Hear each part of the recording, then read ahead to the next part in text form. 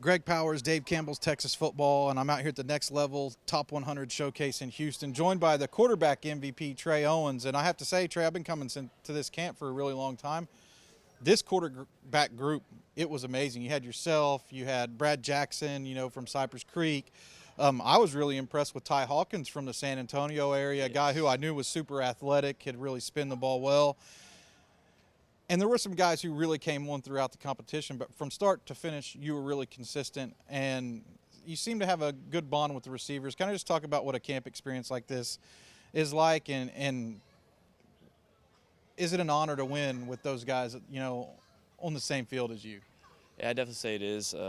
This is for sure probably one of my better competitions I've had. I've met some of the other kids at different camps, so I've kind of formed little relationships with them. But I think I just got to we call it amnesia, just one play at a time. If I mess up, I'll just fix it, have a better rep next time. And when it comes to receivers, yeah, I'm not used to them, but I feel like I kind of just have to assume where they're going to be and I have to put the ball in a certain spot to make it just a catchable ball.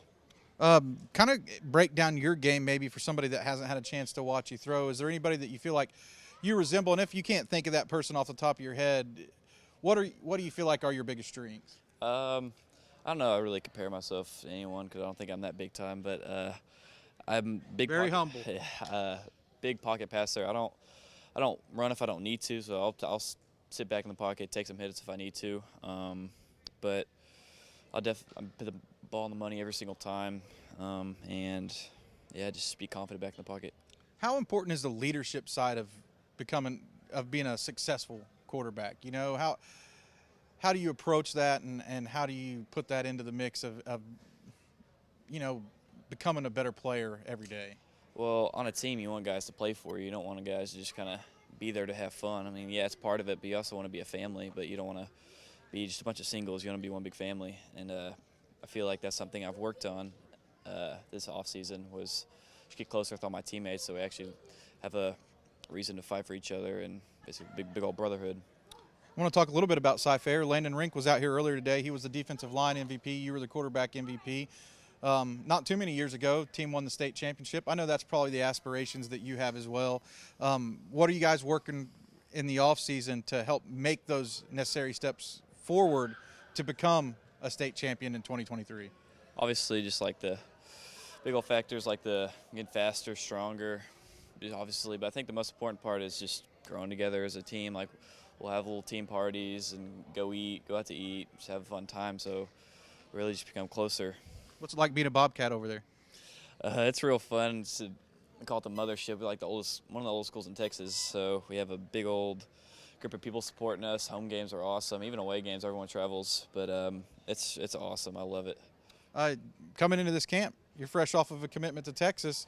First, before we talk about what Texas brings to the table for you, was it a big relief to be able to get that out of the way early so that you could maybe, one, turn your focus towards the 2023 season, and then two, start to build, a special class that you can put around you? Yeah, I felt like it was a big relief. I can obviously focus more with my school team, but yeah, I think now it's definitely moving on to trying to recruit my class so we can have another top 5 class.